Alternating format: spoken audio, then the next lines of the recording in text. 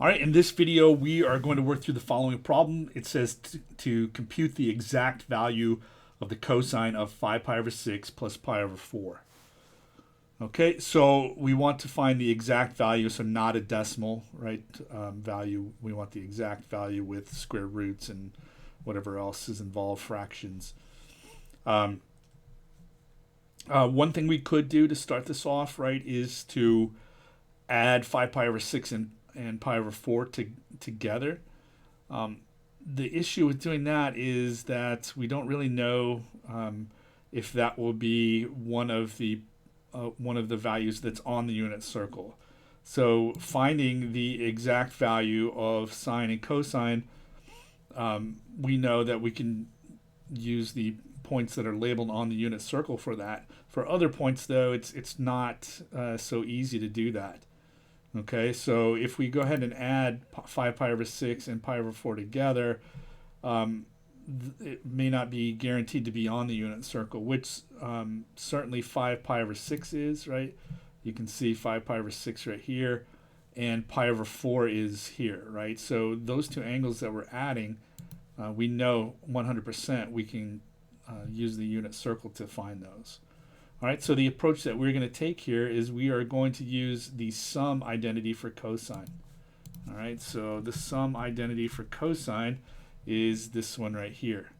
Okay, so it's cosine x cosine y minus sine x sine y. All right, so I'm going to apply this identity to this problem. So it's going to be cosine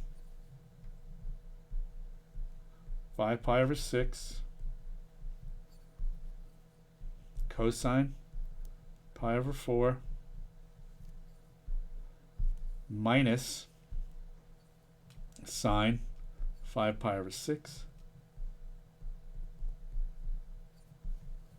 sine pi over 4.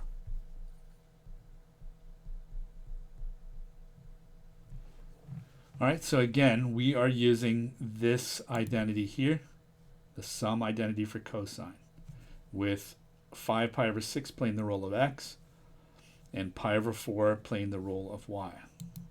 So that's what we would get. And now we can just read these values off of the unit circle, right? So cosine of 5 pi over 6. Okay, so that's going to be minus 1/2. Again, right? Oops, sorry, minus root 3 over 2, sorry.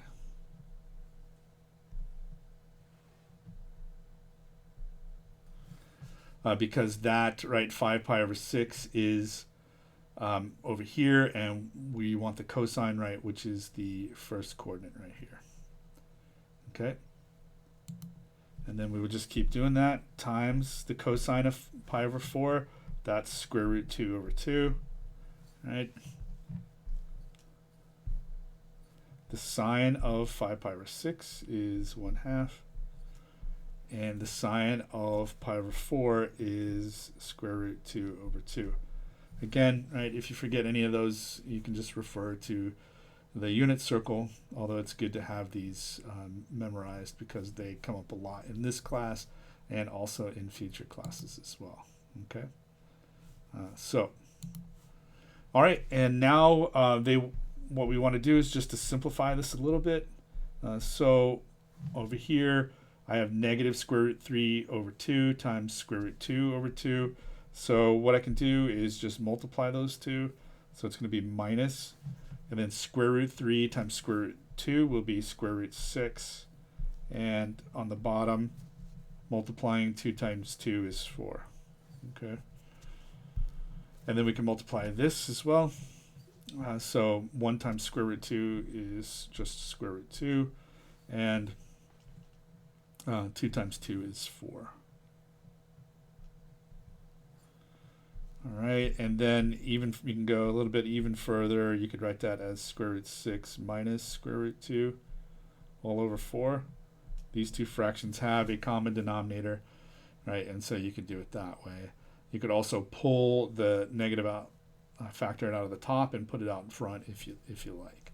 But this is good enough right here. And so the exact value is minus square root 6 minus square root 2, all divided by 4.